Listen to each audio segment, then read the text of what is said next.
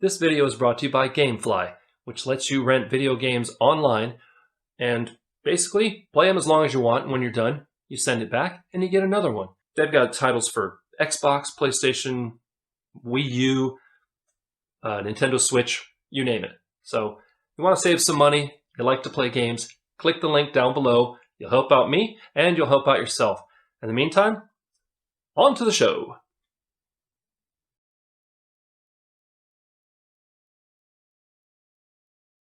If you could change one thing about this band, what would it be? Fight. We don't kiss enough, I think. And honestly, it leaves me wanting more, sexually. And but we hash it out. We're Ryan's piercings hurt. Oh my You God. realize now, Ryan, I'm going to have to post that lewd picture from your birthday.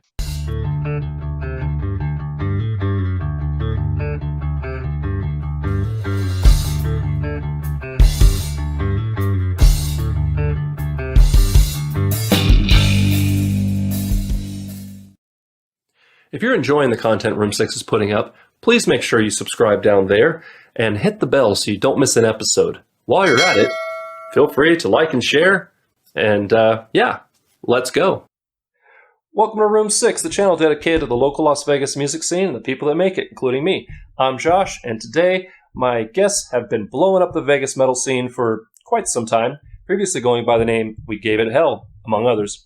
Since some people have a problem with the word that best describes 2020, a rebrand was in order, taking their current name from a 1940s comedy called She Wouldn't Say Yes.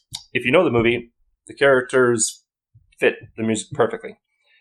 Two of them met in the hospital. One of them they found online. And the fourth was a huge fan that now gets to play in the band. Here to promote their new music, their new single, The Lees, please welcome to the channel, Alura. What Hey, guys. up? What's up? What's up? What's up? Salud. How you doing? Only messed up one bit of that. That was pretty damn clean. Thank you very much. Not my first rodeo, all that jazz. So, let's start off. Number one, where did you find the Bob Jesus? Bob Jesus is actually a buddy of ours. He plays in another band here in town called Sheiks of Neptune. His name is Brain Larsh. He is A genius. he's done actually all of the artwork for us as well. With the exception of the single for Belize. But yeah, he's a great artist. He does murals, and also Sheiks of Neptune fucks really hard. So Yeah, you guys should yeah, they definitely do. check them out. Their They're- latest album I actually did here in the studio, Attack of the Tiki Titans, and it is just chaotic. It's insane. Metal, funk, surf, it's sci-fi. It's insane, dude. Brain's an absolute genius. That entire band is amazing. But yeah, that's my boy. He'll actually probably pop through randomly like he always does. yeah, he'll probably just show up in the middle of this. It'll be I great. should guarantee it. Nice. All right, well, right off the bat, anybody that knows the band, thank you for watching, they know that we're missing somebody. So, we're missing Parker, right? Yeah. Yeah, exactly. Never heard of him. Yes. Go ahead and introduce yourselves to the people that are watching this video that don't know who you are, and tell them what you do in the band. My name is Ryan Avery. I've been the standing bassist for the band for, I want to say, like about the last 5 years. Yeah. Band almost paid off, so it's almost 5 exact Yeah, years. uh-huh. Right. Shit, dude. I gotta quit sometime. Goodness Yeah. gracious. You're telling me. I am Taylor, and I sing and yell at people. And throw mics sometimes. And throw mics sometimes, depending on the venue you see me at. I'm Drew. I play guitar. Nice. Welcome to the channel, guys. No worries. First of all, congrats on your birthday, or not, I should say happy birthday, Ryan. Oh, dude, appreciate it, but man, I'm getting fucking No worries. old. Yeah, tell me about it. Yeah, but and- you've got like the salt and pepper fox thing going on. It's working. It looks great. Oh, well. Yeah, tell that to my wife of almost 20 years.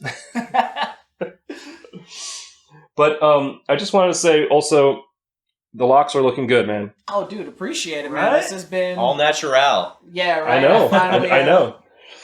Yeah, congrats on getting proper lock length now that you took out the extensions of extensions. Thank you. Yeah, I've had them in for like the last. So I initially joined the band. My first 1 to 2 years, I was just growing out an afro because, well, fuck it, I just wanted to.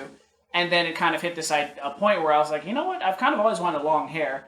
So I started locking it up, and it's been 3 years now. And yeah, this is all me. Hopefully one of these days it's long enough to the point where, like, when I go to the bathroom, I have to slightly worry about pooping on them. So I just got to move them out the way. Yeah, no, I just want to be like the wisest looking black man ever. That is my goal. Nice. And the drapes match the pubes too. Oh my god! Wow. That's why I put a not for minors disclaimer at the beginning of every interview. Good, smart man. Yes. Yes. Drew, I know you got an Instagram going on, Drews and Brews, with you and your wife there, and it's actually pretty good because I don't drink beer personally. I can't. It's the hops. I just can't get into it, or it does something to me. But you seem to be really shouting out a whole wide variety of them, not just your personal favorites or not just Budweiser and Pabst. Yeah. So my wife and I, we about 5-6 times a year, we'll go. We'll bounce around to California, Southern California, mostly like San Diego, which is basically the mecca for breweries in the entire world. They have more breweries per capita than any place in the world. So we'll pop around and we'll just hit up random breweries. We get a hotel in Carlsbad, and it's a really cool experience. Because you're going in places you normally wouldn't. Like, it's not touristy. You're in the middle of freaking nowhere, and just pops up a random brewery, and everybody there is always cheerful. There's no gambling, there's no distractions, and there's always a lot of good interactions with individuals. Got a lot of like-minded people. But I'm very big on craft beers, obviously. But the thing is, though, it's more about the experience for my wife and I. We'll pop on beaches and drink some beers and stuff, and we meet a lot of cool people. It's just something that we've always done for years. That's awesome. Whoa. What happened there? I don't know. Did you fart? I don't know what happened. Did you hear?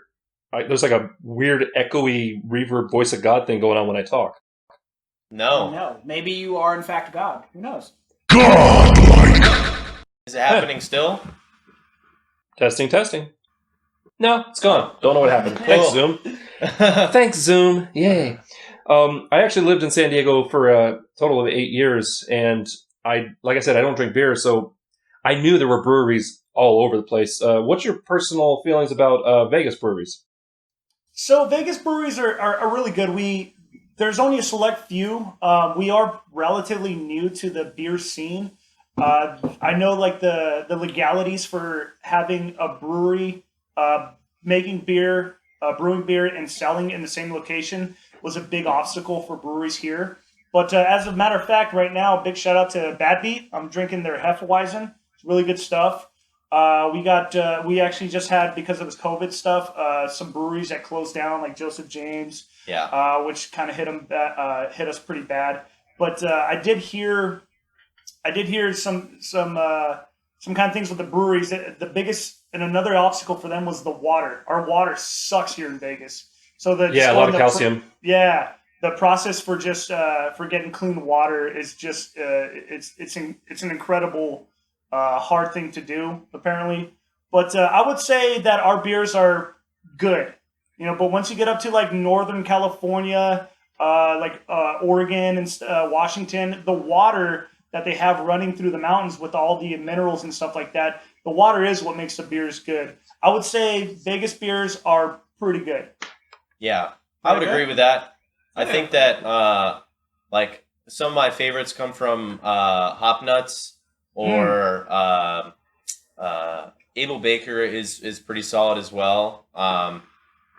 Joseph James had one of my favorites, which was I really liked Citra Rye, and even just their American Flyer. That lager was really solid. Oh, let's give a shout out to Barley's. But yeah, Barley's honestly, man, the oldest brewery in town, basically. Barley's is like, it's a hidden gem because they have all these beers and they'll give you like a 32-ounce mug for $5. It's insane. Dude. Yeah, but they do traditional stuff. It's been their shit since I could remember. Barley's Since I moved here like brewing, 20 years ago. Yeah, and even before that. Yeah. But yeah, the beer scene here is not bad. You got to definitely find it. After practice, we almost always go to Hop Nuts. So big shout out to Hop Nuts. Yeah. Good brewery. Their Hell of a Hellas Lager is probably our favorite beer on Pine Breath. Yeah, Pine Breath is really good too, but yeah. Right on. It's solid. Well, before this goes into a total just beer review, Because it will. It really will. we could talk about this all day. I'll leave. on the last interview with a band called Isolated Ave, I did the same thing because somebody's a beer snob there, and we talked about Nevada breweries for a little bit. But Taylor, I had a quick question. Explain to me, you were Edward Cullen for about a year at Encore? I would say that, yeah. It's just something that has followed me since high school. I guess I had the hair and I was. But do you really sparkle pale. in the sunlight? I do. I mean, I'm pretty pale, so He's like definitely Team Edward. I shimmer pretty easily. And then shimmer turns to burn really fast. So you could say I'm pretty much a vampire, but not exactly. Right on. And Ryan, I mean, let's be honest. A bass player in a metal band with an afro would be freaking awesome. Oh, I did it for the first couple of years, and it was great. The problem there is like I couldn't do windmills, and honestly, I feel like that's a key part of being in a metal band. True. So you're trying to catch up with Solomon Digger? From From Hidden Scars. Hidden Scars. Yes, thank you. Oh, okay. Sorry, Yeah, Solomon. yeah. Oh, so you're gonna dig this. I actually, so I was out at one of our local bars out here, and I had this drunk guy walk up to me. He fucking absolutely plastered, and he's like, "Hey man, you know, I just want you to know that I really like your band Seven Dust." Oh my god! Wow. I couldn't even be mad. I wish I was Clint Black, man. Shoot. That was so Right? damn funny. You'd have to be the singer then. Yeah. Did he buy you a drink? Oh no, he just had some funny ass words to offer me, which Yeah. honestly, good enough. Dude, Lejean's one of the dopest vocalists out there, man. He's so Straight good. up. Yeah, that reminds me. Have you heard of Minus? Yeah. Mm-hmm. I assume you know Minus. They've been on the show. That's And, a sick shirt, dude, by the way. It's dope as hell. That is great, dude. That's Thank so you. cool. That's one of the nice things about when I actually get to interview them in person. Is sometimes they'll throw me some stuff, which is nice. Thanks, guys. Miles, the singer, though, you know what's coming. Probably he's had somebody walk up and be like, "Look at this photograph." Oh no. Oh my god. Oh no. Miles and Chad Kroger separated at birth. I don't know. Oh, God. Could be. Miles, I wore the shirt. Come on. I gotta bless your balls a little bit.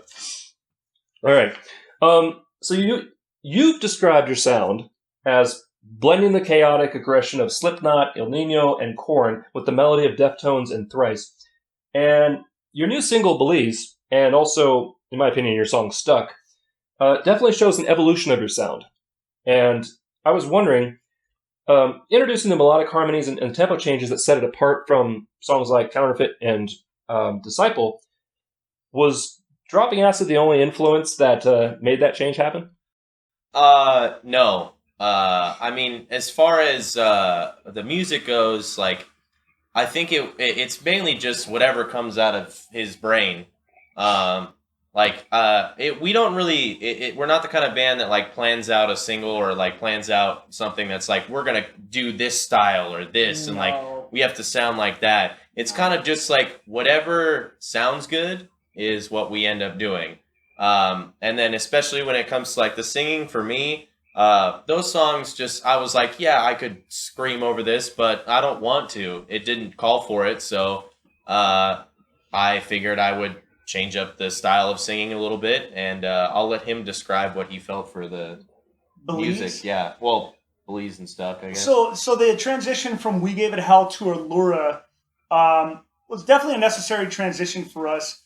But musically, I wanted to get back to the point where if it sounded good, then fucking do it. Because anything that Taylor slaps on the track is going to be cohesive.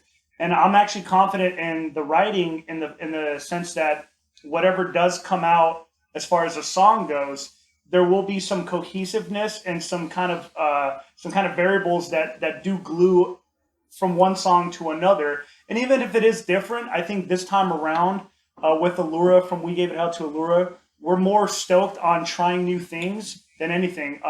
Taylor's vocals have been tremendously dynamic with these new songs, and even with the ones that haven't been released, we have an absolute roster. We're just trying different things, and Taylor's feeling confident in the booth, and I can see it. And we're just trying a bunch of different stuff. He's pulling shit that he listens to. I'm pulling shit that I'm listening to. Ryan's coming in and doing his little thing, and he's kind of producing as well alongside of us. So it's all becoming kind of a mesh of everything, but we're also fine-tuning it in a sense that makes it our kind of genre. Because the last thing we want to do is rewrite something that we've heard before. We just kind of want to have fun with it. And that's basically the foundation that we're trying to put together when it comes to being creative. Fuck it. That's actually a really good segue into recording. It's definitely, when you listen to Alura, you're like, okay, this is an Alura song. There are elements, like you said, of various influences, but once everybody's doing their thing, you're like, okay, this is an Alura song.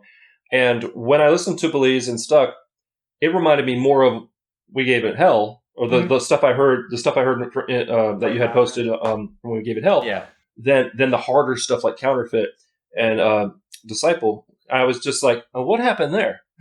Because it was like it went in terms of the hardness, and it works. It totally works. I don't think Belize is when I think of Belize, when I think of tropical beaches and all that stuff. The way you arrange that and the phrasing, it works better in my mind than something like Disciple would. Gotcha. Okay. Disciple doesn't say I'm on vacation. No. Right. Yeah. Not at all. Yeah. So basically, a song that's written, he'll take it and kind of interpret it lyrically. And I always give him the songs. He'll dwell on it for like a week, and then he tells me what he feels, and then we'll just kind of go from there. He'll write the lyrics, and then we'll just go in and do something that sounds good. Don't get me wrong, like everything we write, I would say 7% of the shit that I write, we only use. I have an arsenal of shit. I'm not the best songwriter in the world. I write a shit ton of stuff, and at the end, it's the ones that we knock out the best. We have full songs that we got done musically, and we probably spent 20 hours on it, and we're like, nah, that sucks. Yeah. And I'm going to take a quick little aside here for any singer-songwriters or new musicians that are listening. That's an important point. Just just write it down. Just don't be afraid. Don't think, it's not good enough.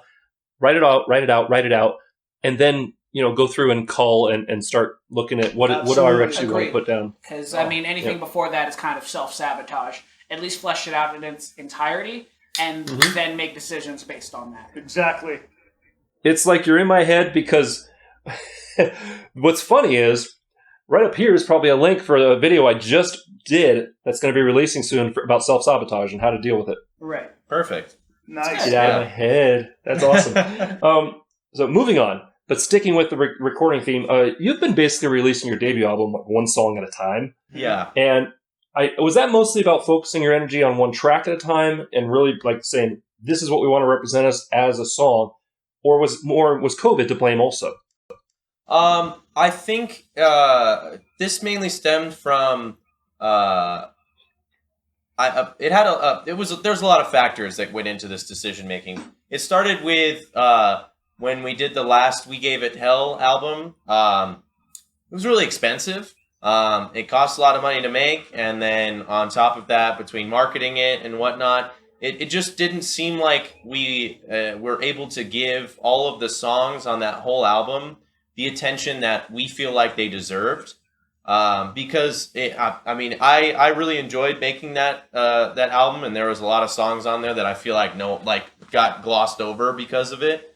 So when it came to us coming up with the name change and everything, and just kind of the way that the music industry seems to be going, it seems like a lot of people are drifting away from albums, and then more so drifting towards going to just singles, because it's easier, it's more inexpensive, and it allows people to. I mean, it leaves a lot up to I guess the mystery. Like, there's a lot more mystery behind the bands because you never know when they're gonna put out new music. You never know, like, oh, well, this song just came out of nowhere. Where did this come from?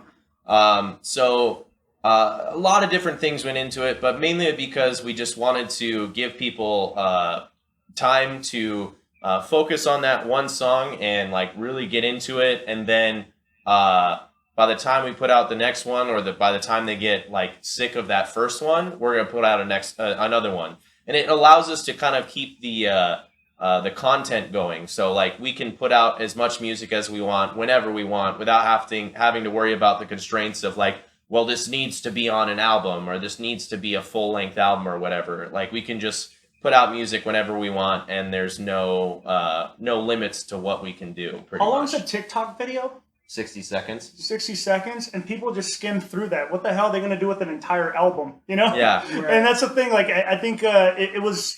We've been at the grind with We Gave It Hell for so long, and then transitioning into this, it just seems a lot easier, and it's actually a lot more productive for us as well. We can, like he said, focus on one song at a time, and also things change, right? If you put out an entire album, you have to worry about all those other songs at one time. We're not rich. No. So going from single to single seems to be the most feasible option for us. And it also allows us to take a breather in between releases as well. First thing, each of you individually or together, if you could change one thing about this band, what would it be? Fight.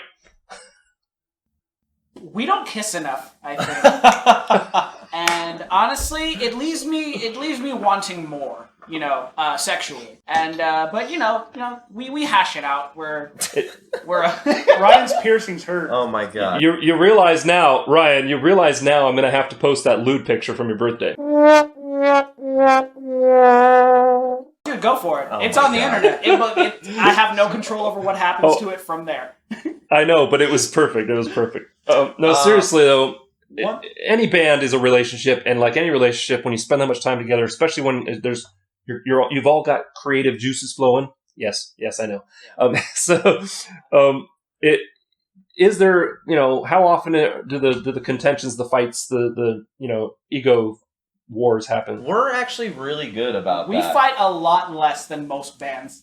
Oh God, yeah. When we hear stories about like other Yeah. bands, we're just Oh, like, yeah. oh my God, we got it easy. Yeah, like we kind of leave our egos at the door, and I think it probably just comes from us being together for so long now. I've known Drew for 10 years now, and I've known Ryan for at least 7 years now. So I mean, we always make a point to make sure that like at the end of the day, like we're all friends. And like that's the most important thing about being in this band. Agreed. Friends first, bandmates second. Yeah. Right. And I think one thing that makes that really evident is when you said it's all about writing good music. Like you just want to write great music, and that anytime it's not like, well, we want to be famous or we want to, play Madison Square Garden or whatever. What would you say is your best show memory, favorite show memory? It could be bad, could be good, whatever. Oh God, And with this band or with We Gave It Hell. Right. That's a Like the lot. Lost I mean- Rages, Extreme Things. I mean, if we're talking good, it's probably like Lost Rages or Extreme Thing. I'll say Lost Rages because that was from when Ryan was in the band. that bonkers. Right. But then when it comes to like bad, or I wouldn't even consider it bad. It was just funny. It's all about Houston. Oh God. Actually, was that Austin? No, not Houston. I'm not talking about Houston. That was awesome. That was awesome. We had But- 2 people at the show, and the 2 girls that showed up bought like over $100 in merch. Nice. Yeah. I thought you were going to say drinks, but that's better. And Yeah. they're still fans of this, of To this of day. us to this day. Yeah. Like through the transition and everything, they're still Well, supporting. See, I was gonna talk about our first show in Canada. We showed up and we're we're like, all right, cool, let's see how Canada is. Like, it's going to be sick. We show up to this venue, and it's huge. It was like 800 cap. And so we walk in, and we're like, well, this is probably not going to go how we think it is. Like, it's our first time here. We're with bands that are relatively smaller, so let's just kind of play it by ear. So it like right before Doors were supposed to happen, we found out that there was another like bigger metal band that was from Canada. It was Archspire, I think. They're called Archspire.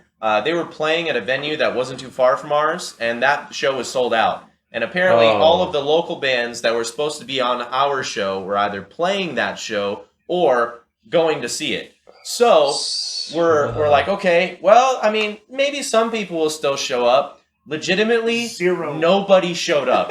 Like, we had, I think there was like a photographer that came to the show, but as far as like actual people, nobody showed up. So it was 3 bands, us, Dead Ships, and so Villain of the Story.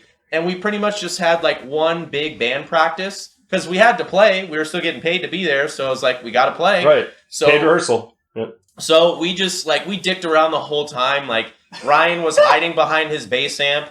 I played open for a chorus and just drank beer. Yeah, we just, and then like, I remember Dead Ship's guitar player, Kyle, he went out in the crowd with his wireless, pulled up a chair and just sat in front and was just playing, watching his own band play. So, Been there, done that. as long as it would like, it's not a bad memory per se, because we did have so much fun doing it, but like, it's super memorable because it was just like, that was our introduction to Canada. And then the rest of Canada actually ended up being really sick. Like, the shows were like, a lot more people showed up and it was great. But it was just really funny. Like, okay, we're going to Canada and expecting it to be at least some people to show up and no one was there. I can almost one-up you in that. Go. I remember first band I was ever in. It was called Magic Viewing Patch, MVP. There's a whole story. There's a whole story, which let's just say has to do with LSD. But you picture this: Sicily, 1923. No, Ah. shout out to Rose. Hey, picture this: San Diego, a bar, dive bar. I'm 22. The rest of the band's 19.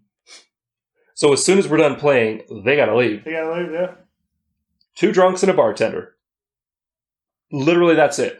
And this is like a Friday night. So what does that say about the bar, you know? Yeah. So, Yeah, you're right. and so we're playing our stuff. It's original. It was like the Stones with Eddie Vedder singing. Okay. Nice.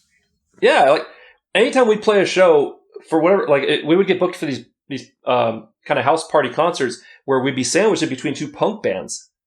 And the fans would just be standing there like, get off the stage. But the punk bands would be totally moshing to our stuff. And I'm looking around like, they know we're not playing punk, right? Well, that's an important lesson that we've learned. Besides that Canada show, which we just fucked off, we didn't care, but it was fun, right? We do take ourselves serious. Houston, Texas, when we played there to the 2 girls, man, we went so fucking hard. Oh, yeah. And I remember there's like that drunk old man at the bar. He's like, "Argh!" Yeah. Right? But Yep. we threw down, man, and there are still fans of this band. You have no idea the impression you're going to make. If there's fucking 2 people or in a crowd of 4,000 people, go hard, man. Because the biggest thing, though, you gotta have fun with it, and you have to do it for the reasons that you want to do it, and that's to have fun.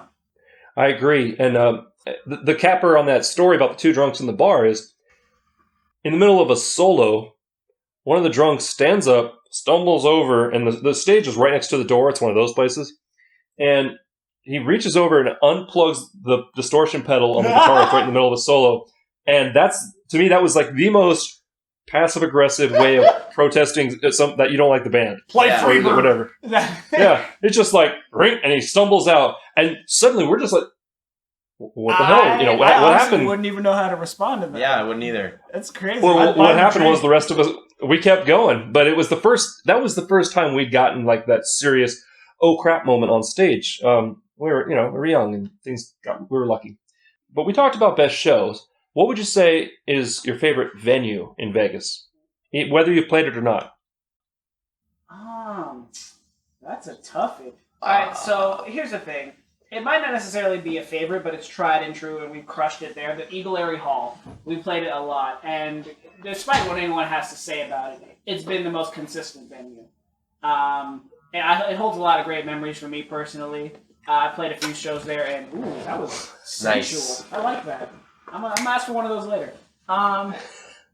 It holds a lot of good memories for me, not even just from this band or even We Gave It Hell. It goes further past that. Back when I was playing in bands like Minute Before Dawn or this other band I was in called Locust. It's consistent. It's a good venue. I personally think so. Yeah, I've heard good things. I haven't been there, haven't played it, but it's all ages usually. So that's one you're guaranteed immediately. Like people are going to show up generally. Yeah, That's their excuse.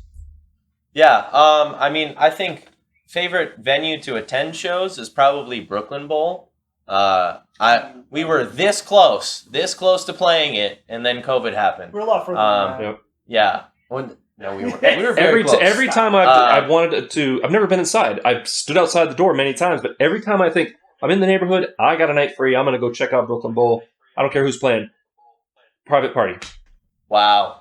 Closed for private party, yeah. I've interviewed bands that have played it. They love it. They talk big about it.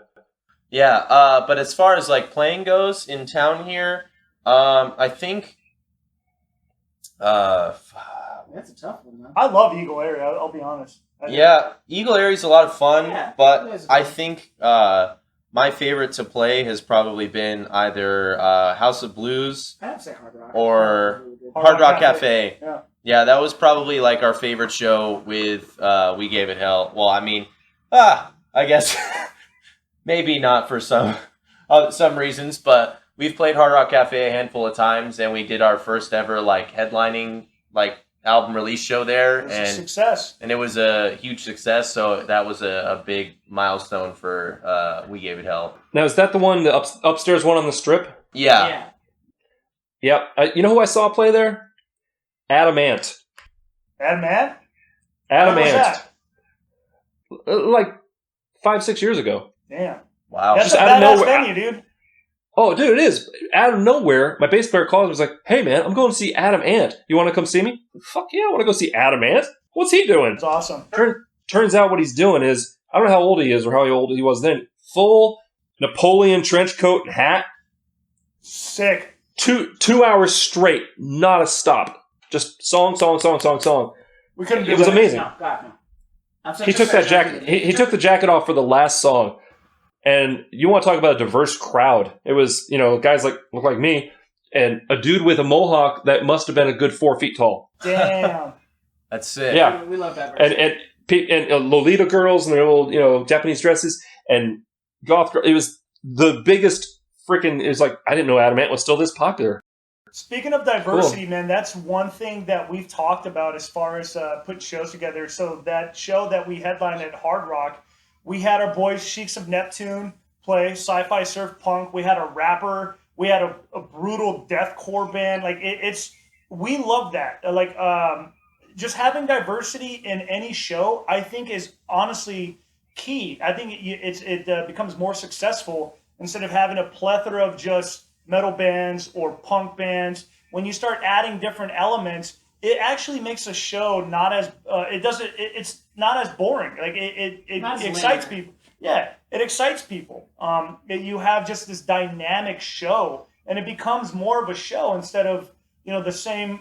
If you have all metal bands, it just kind of like Ryan said, it just becomes kind of linear. Definitely, and I've certainly done shows where I was the frontman for an indie rock band, and an acoustic act solo would open, and then we'd have a band like yours closing. And talk about cross pollination of the fans. How long you been in Vegas? Oh, geez, 16, 17 years. Okay, do you remember Rockin' Java? Yeah. Yeah. You remember the Castle? You remember the Sanctuary, Huntridge? Those were the times for like the shows where you had an extreme like diverse shows going on, and that's what I miss. I miss having those diverse shows. Yeah, and it's really cool when you're in the audience. It's really cool when you're on the bill. Sometimes you're like, "Wait, we're playing with who?"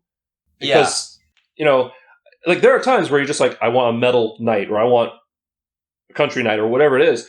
And then there are times where you're like, I want a smattering, I want a smorgasbord. Yeah. So, cool. Did we get favorite venue for everybody? I think we did. Yep. Yeah. Cool. Basically, last question. You Okay. made it. Yay. Let's pretend that we're talking to new musicians. And I end most interviews with this. I used to ask, what's your number one maintenance tip? But everybody says change your strings, or, don't drop your mic, things like that. So, Taylor. I could learn that. yeah. I wasn't looking at anybody, the singer. But anyway, Jim Morrison. But let's say you're talking to, somebody comes up to you after a show and is like, that was awesome. I want to play like you. What's one piece of advice? Right. Yeah, what's one piece of advice you wish someone had given you before you decided to play music, out in the big world and professionally or quasi-professionally? For the love of God, be kinder to yourself. That was my hardest obstacle. Truth be told, when I auditioned for this band, it was for shits and giggles. It honestly was, because they had a few people audition. One of them being the ex-bass player of Falling in Reverse, Wow. what's now Falling in Reverse, and a lot of other like really solid bass players. And at that point, I've been playing bass for a while. I pride myself on a decent metal bass player, but growing up in this scene and seeing We Gave a Hell crush things show after show, and being in a smaller band under that, it was kind of intimidating. So, when I finally got my chance, I auditioned because a friend told me to, and, I landed it. And even after I landed it, I had such a hard time accepting that I was good enough to be in the band, right? Yeah, me too.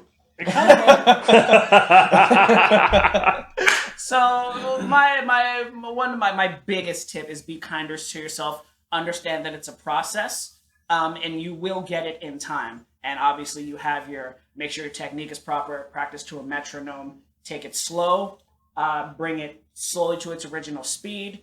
And most importantly, have fun. Like if you're stressing over it constantly or all the time, and it's no longer a fun thing, then it wouldn't make sense for you to still be playing your instrument or still striving for your goals. Those are all really good tips, actually. Yeah. I try. I feel like I don't want to say anything now. No, I'm just kidding. Screw you, Ryan. Singer that doesn't want to say anything? Right? Sure. I know. Who would have thought?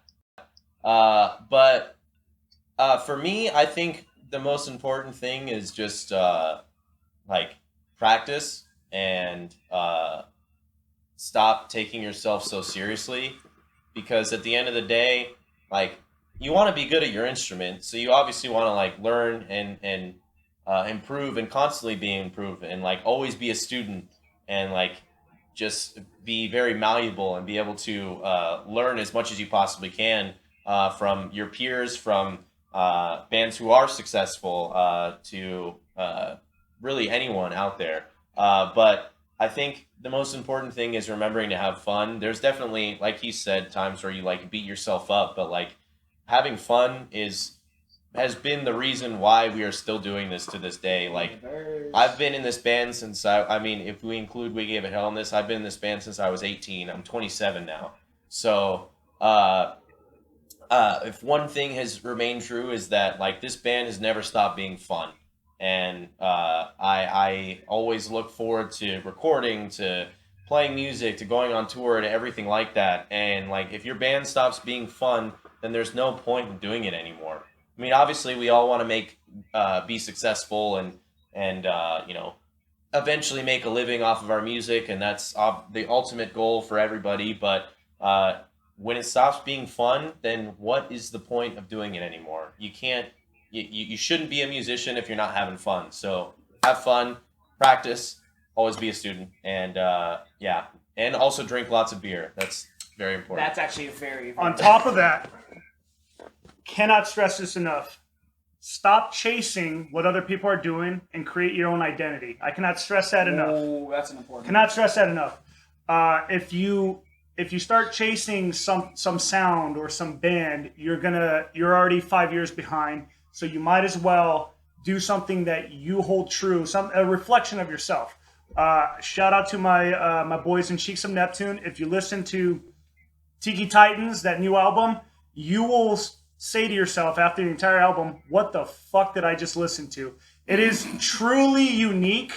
And if bands had just a little bit of uniqueness, I know, like, you know, bands are inspired by others, but if you actually have a little bit of that uniqueness in there that creates your own identity, that will get you more success, I would say, and a lot more heads turning to, and they can understand where you're coming from instead of having you kind of on the back of like some other bands. I would say having an identity as a band and doing something that is true to you is definitely something that can help you out as well. That's actually really good advice. All of it's really good advice. But what you said about basically finding a niche that's you and like don't chase other people. The same holds true for YouTubers. The same holds true for any sort of creators. One of the first pieces of advice I came across that's been really hard to hold on to is don't worry about what everybody else is doing. Find your niche. Just keep making product. Just keep making content and keep, you know, doing the best you can. And eventually you'll find the people. It's so hard when the channels that I watch regularly have, you know, hundreds of thousands of views and millions of, you know, subscribers. And then you look at, oh, wait, but they started like 7 years ago. Mm-hmm. And, you know, and they were celebrating like, you know, 500 subscribers 2 years in, you know. Yeah. And the point of this channel is very niche. It's the local Las Vegas music scene and whiskey reviews. You know, but you can't get much more niche than your local scene. So thank you, everybody. Thank you, everybody that's been watching and supporting the channel. I really do appreciate it. Thank you guys for coming on. I do appreciate that as well. One last thing for your fans. Any new information that they maybe don't know yet? I would say I mean, it'll probably be out by the time that this thing comes out. I would assume so. Can we say it? This will come out in about 3 weeks or so. Oh, yeah. That's going to be Okay, well, so we have a new song coming out on... With a new vocalist. Just kidding. Wow. So his sister's going to sing. We have a new song coming out. It'll definitely be out by the time this comes out. It's called Lowlands. And it is a song that we wrote while we were in quarantine. We filmed the music video in quarantine. The whole thing is kind of about it as well. So everyone should check that out. It'll be on Spotify, Apple Music, anywhere music can be found. We'll have a video out. Yeah, Brazzers as well. Yeah, we'll possibly be posting a link to Pornhub as well. Yeah. So anywhere that you can find music, check it out. Check out the video done by our boy Matt. Did a great job with the video. And shout out Alana, who also helped on that video. So yeah. I kissed Matt on the lips one time. Or numerous times. Probably more than once. And we've been working on a lot of stuff, and I can't tell you how much stuff. It's a lot. It's a lot. It's a lot. So we are not stopping. We got so much in the back burner. Unfortunately, this quarantine shit really fucked everybody up. But we've been keeping very busy. And thank you for all of our fans that have stuck with us. And we cannot wait to put this out for you guys. And thank you so much, man, for your time. Yeah, thank you so much, Josh. We really appreciate you taking the time. You still to got chat with whiskey? Was that a question? Is that a question? Is that a real question? Salud, sir. Cheers. Cheers. Thank you very much. Did you honestly ask me if I wanted whipped cream on my shake? You right. Oh, man. Oh, you right. Yeah. All right, so there you go. You heard it here. Maybe not first, because I'm sure by the time this comes out, you'll spread the word, and it'll be all over your social media. Links for their social media will be down below. Definitely go check out the new song, and in the meantime, stick around. Stick around. We've got a music video coming from them, and what else was I going to say? Oh yeah, you guys keep on rocking. Way to not suck. Thank you. Wait. Okay, no, I get it. Yeah, okay. Thank you again for watching. Stick around, like I said, and I'll be back right after this. God bless all you guys. Peace. Ba-da-bum, ba-da-bum. Bop. There we go.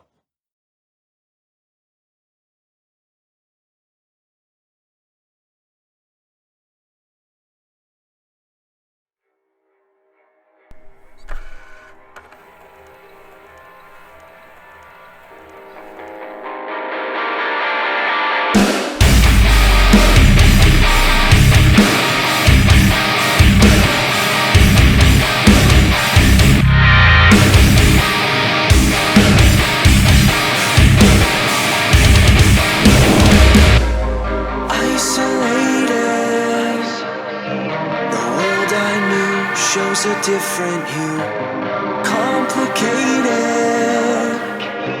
The thing I love slips away, so out of touch, desperate and numb. The faceless enemy we can't escape. Sometimes loneliness makes the noise in a world at a standstill. Please stay away. Oh God, I'm begging you, even though I need you desperately. Give the devil his due. No, I'm thinking of you. I've been waiting to wake up from this dream. No matter how many times I close my eyes, this is our reality. Sometimes loneliness makes the loudest noise in a world at a standstill.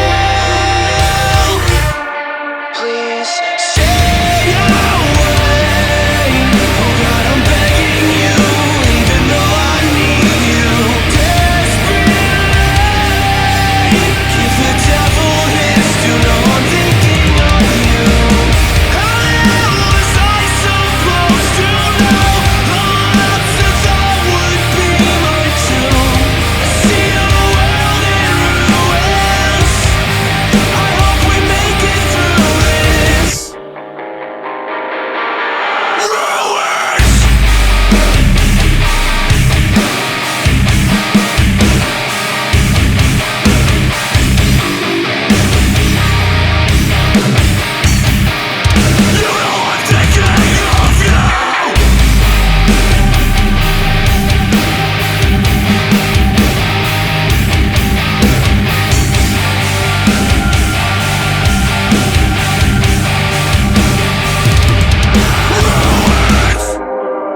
know I'm thinking of you. I'm thinking of you.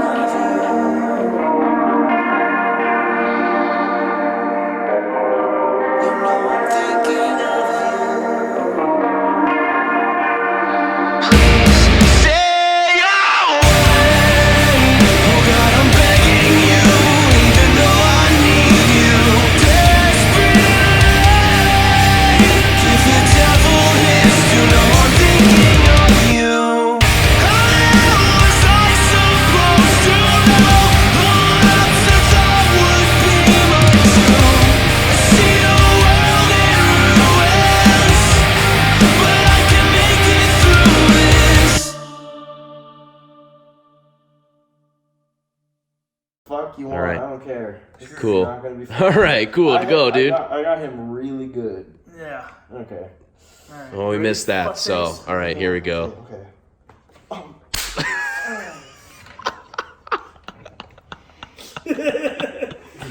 That was so unnecessary. Are you good, dude? I'm peachy.